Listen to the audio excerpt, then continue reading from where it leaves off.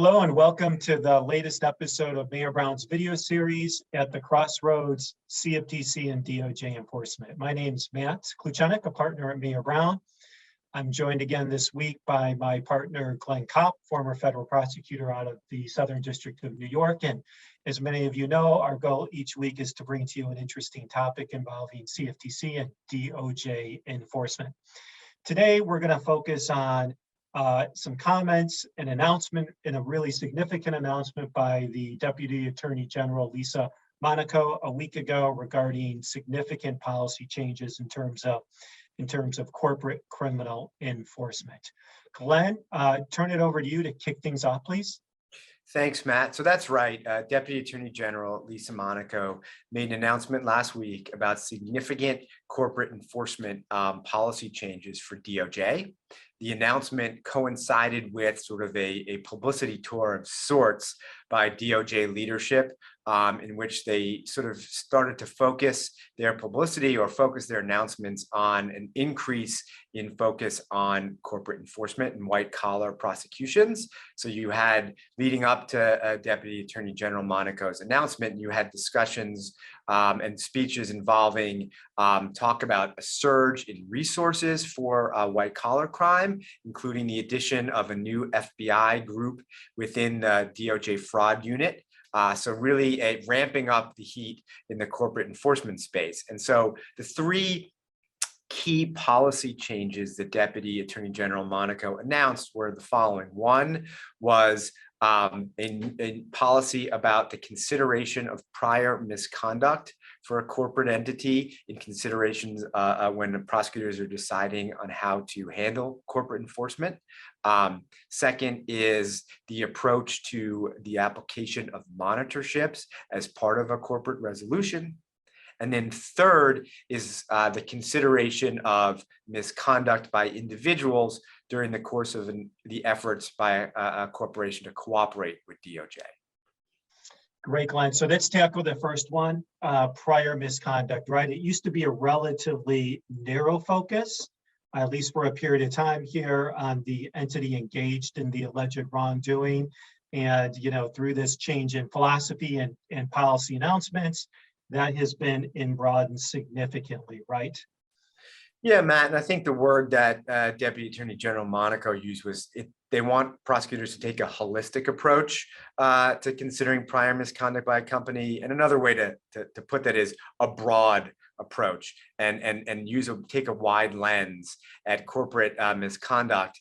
And what they're going to do practically is change the guidance to prosecutors, the Justice Manual, and remove the reference to looking at considering prior similar misconduct and just make it prior misconduct within the corporate family. So from parent down to subsidiary to other affiliates. And so it's a broader view. The idea there is that if you're taking a more narrow view, you lose sight of what could be a problem culture at a corporation. And I think the idea here is that you've seen some instances of recidivism from corporate defendants, large corporations, and historically what DOJ is able to do and what defense counsel and corporations are able to do is sort of silo that continued misconduct and say it's different misconduct, different people, so don't consider us full recidivists and treat us anew each time we violate the law potentially. And so DOJ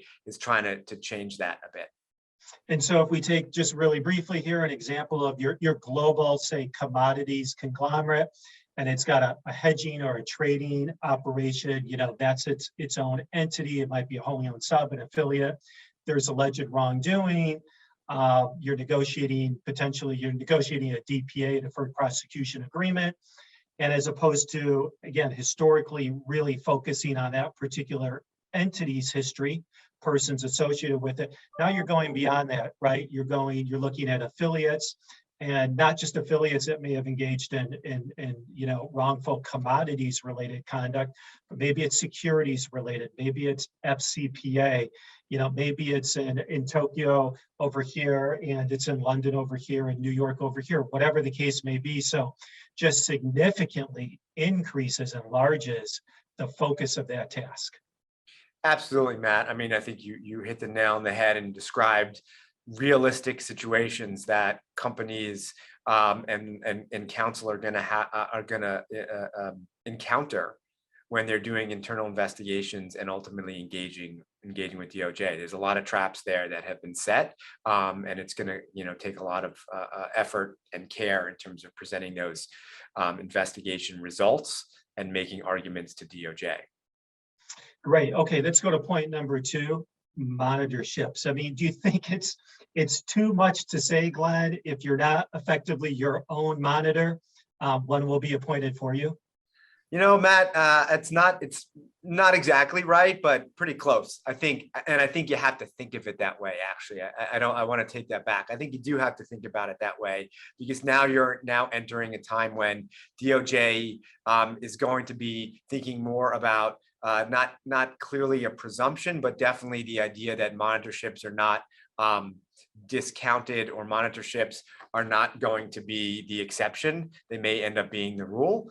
And that's a change of philosophy from what had been sort of the most recent pronouncements from DOJ, in which it seemed that they were moving away from monitorships. There were a number of large corporate resolutions recently in which people would have expected to see monitors appointed, and they weren't. Now, on each individual case, there may very well have been good reason for it, but I think the perception was that was somehow mistakes were made or decisions were made that didn't quite fit. And so they've made it clear now that monitorships are going to be potentially favored, and that at least are on the table in making resolutions. And I like how you put it, perhaps, and again, we'll see how all this fleshes out, but the rule, not the exception. And so a meaningful shift, almost a reversal. And we all know the collateral repercussions of having a monitor being appointed.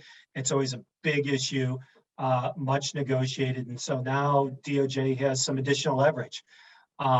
Let's go to number 3, Glenn. So cooperation credit. We could spend hours on this, but really, really briefly, what's the takeaway change here?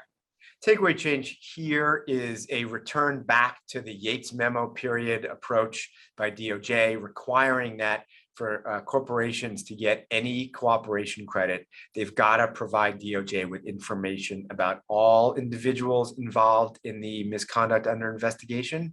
So it's not just individuals who are substantially involved in the misconduct. DOJ is sort of taking back the responsibility to apportion culpability, and they don't want anybody to be left out. And that's not just employees, but that's insiders and outsiders from a company, so agents, affiliates who may have been involved. And so that is a change back to where we were in 2015.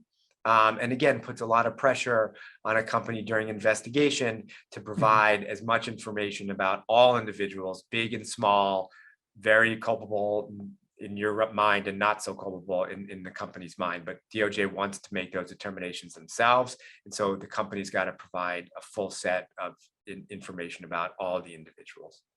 And again, really significant here, right? It's going to change, again, partly amongst many other things, the way internal investigations are conducted, a lot of strategic considerations.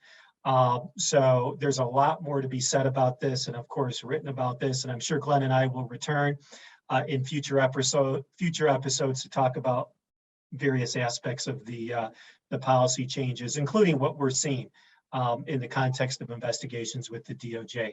So with that, I want to thank everyone for listening or watching today's session, and we look forward to seeing you soon. Thanks. Take care.